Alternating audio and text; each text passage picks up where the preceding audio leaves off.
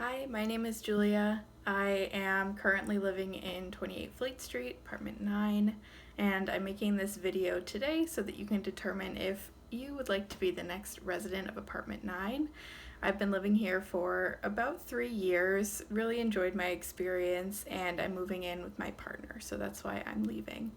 So today I'm going to give you a quick tour of the space, and then at the end I'll share some details that will be hopefully helpful for you to determine if this is the right space for you. So what I'm going to do first is just do a quick sort of pan of the apartment or of the room, each room, and then I will sort of point out anything that I think is important. Here we go. So starting off, you enter the room. Here, I'll just do the pan in silence, let you absorb.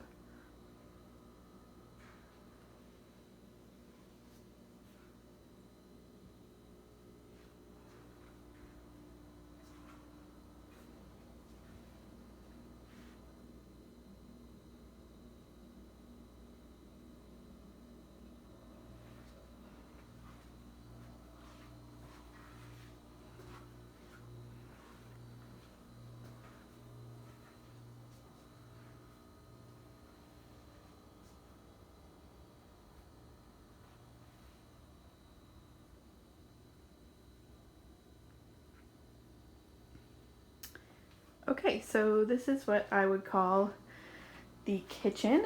You start out, this is your entry, this is the hallway, and we are on the second floor of the building.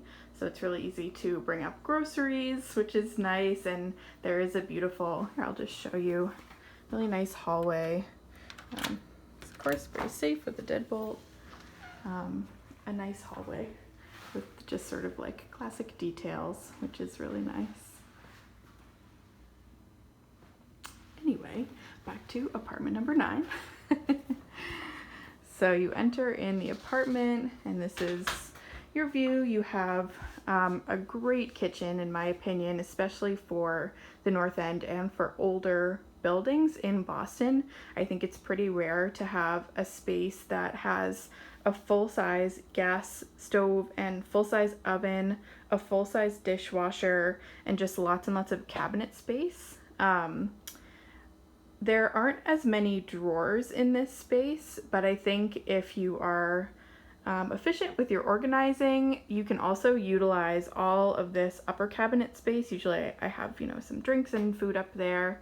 But, these cabinets, they do go up really high, so you can store lots of stuff in there. There is an apartment-size fridge, which I think is perfect for 1 or 2 people, and I store all of my sort of like larger appliances and things up there that I will need less. Right now all my lunch boxes and stuff are up there since I'm not commuting into work. This is a kitchen that has, I think, a lot of open space. Something that maybe in retrospect I would have liked to do is put a small like half circle table here, but I'm an artist, and so I have a lot of ceramics to display, so that's what I chose. I also brought all of my plants home from the office, so that's why you see so many plants, but I have tons of plant lights. If you're a green thumb like me, you'll enjoy that. This is a space where the radiator sort of stops, and so here you have not only an outlet to plug in any appliances, of course, but if you can see, the radiator stops and creates a really nice nook for what I have here, which is a pantry or any other sort of storage solutions that you need. I do recommend getting a little ladder so that you can reach all the storage stuff that you have. Off of the kitchen, you have the bathroom. So you have a couple of options for light, a sort of mood light, or I much prefer the brighter light. This is pretty standard. This is a brand new toilet that they installed while I've been living here. You have, I think, about 18 inches of storage space here, towel rack if you want it. Something to note is that this is a building in an urban environment, and so you have neighbors. The reason that I have these curtains here is that this, and I'll show you when we get to the bedroom, this window looks directly into my neighbor's bedroom. And so it's not necessary. There is, of course, a shade on the window, but for my personal preference, I just chose to put a curtain so that I felt a little bit more privacy here. So this is a really nice size shower. Sorry, it's a little foggy, but a really nice size shower. And you do have plenty of storage in, you know, the medicine cabinet and under sink storage as well. Kind of a mess, but I'll just show you. Yeah, plenty of storage space. Yeah, that's the bathroom. It does have a fan in case you're like me and you like a hot shower. So we'll just go back through the kitchen and we will walk into what I suppose you could consider the sort of main living space. So I'll just give you a quick sort of panoramic of this as well.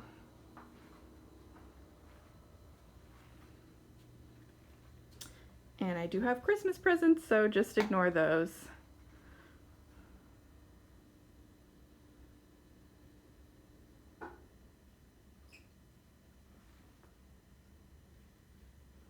It's a hard shape to capture.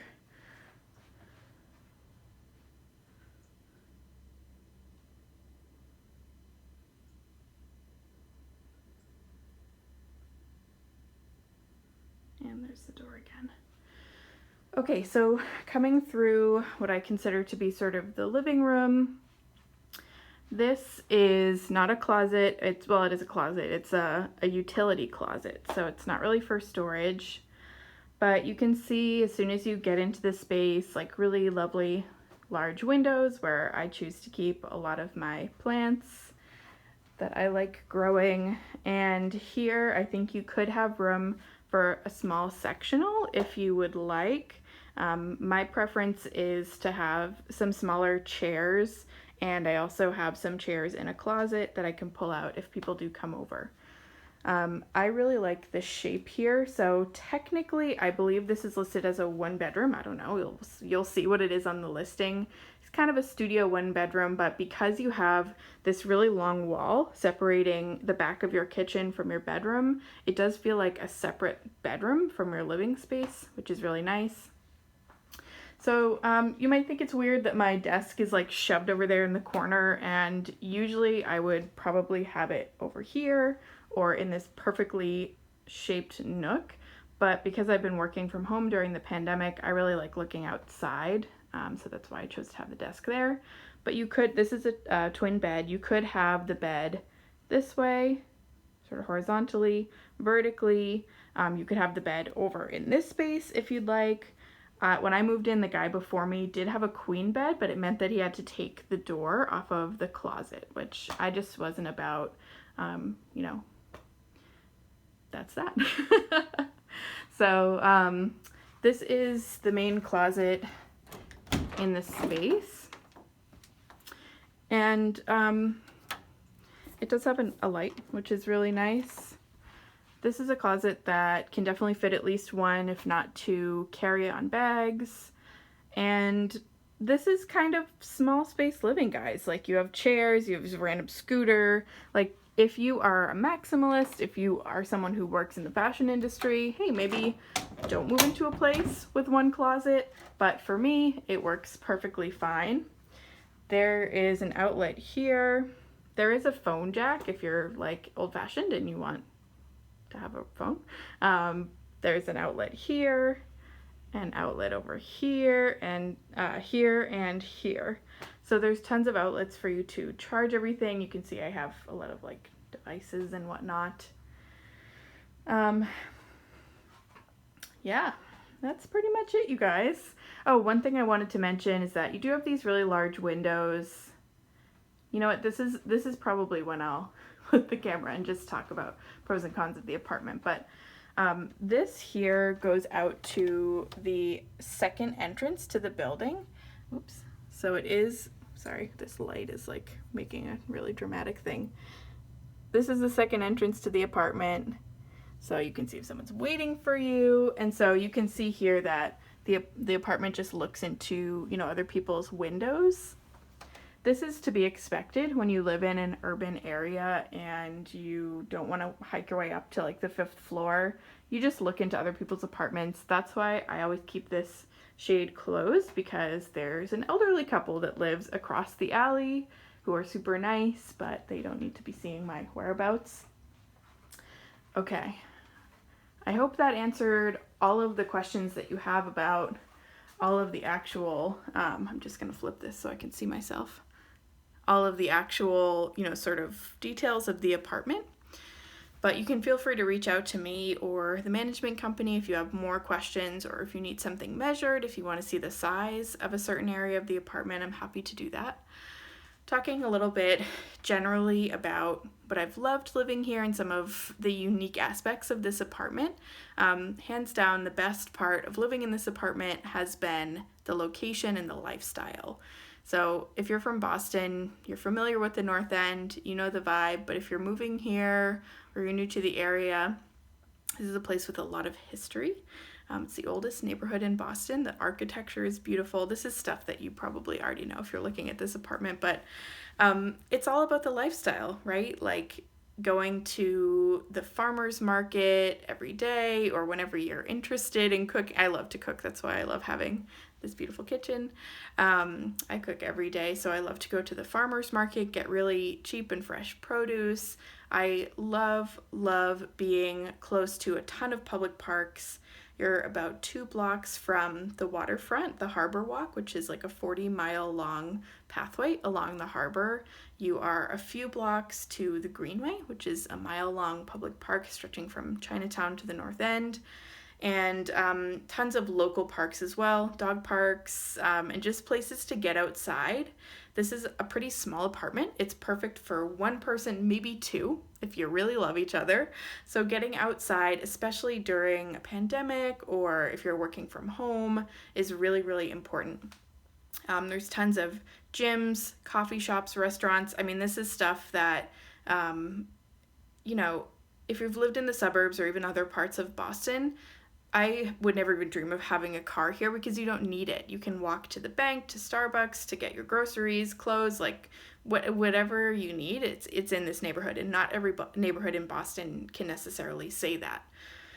The neighbors are great, super nice. One thing that was a big change from my past apartment to here is that I have never heard an upstairs neighbor, a downstairs neighbor, left, right. I've never heard them make a peep. So that's really great. The management company is super responsive. If you have an issue in your apartment, they'll send someone out. I have to give a shout out to Alex in particular. The building superintendent is really great and responsive and just knows everyone by name, which is really nice. One of the challenges that I faced in this apartment, just due to my own preferences, is that it is pretty dark in here. It is a building that is pretty tall. You're on the first floor and you're surrounded by other buildings. That's kind of what makes the North End beautiful in some ways, but it means that it can get really dark in here. So you just need to have a couple of hacks to, brighten it up. So, I have a ton of lamps, plant lights. Of course, there's plenty of built-in lights as well. And I got an alarm clock that lights up when the alarm goes off. But if you're someone who, loves to sleep in or likes it really dark at night, this is the perfect apartment for you. Trying to think if there's any other information that I feel is really important about the apartment. It's a great place to live. I wouldn't recommend having a pet here. There's just, not a lot for them to look at out the windows, except maybe your neighbor, and it is pretty small. But I have to say, I expected to only be here for a year, and I've been here for 3 because it's just a great neighborhood. It's a great neighborhood. It will enhance your love of cannolis if you love pastries. And it's just been a really cozy home. It was my first apartment without roommates, and I think it's a perfect sort of starter apartment or bachelorette pad. If you have any more questions, feel free to reach out to me or the management company. And if you want to see any more details of the apartment, I'm happy to share. Good luck with your apartment search.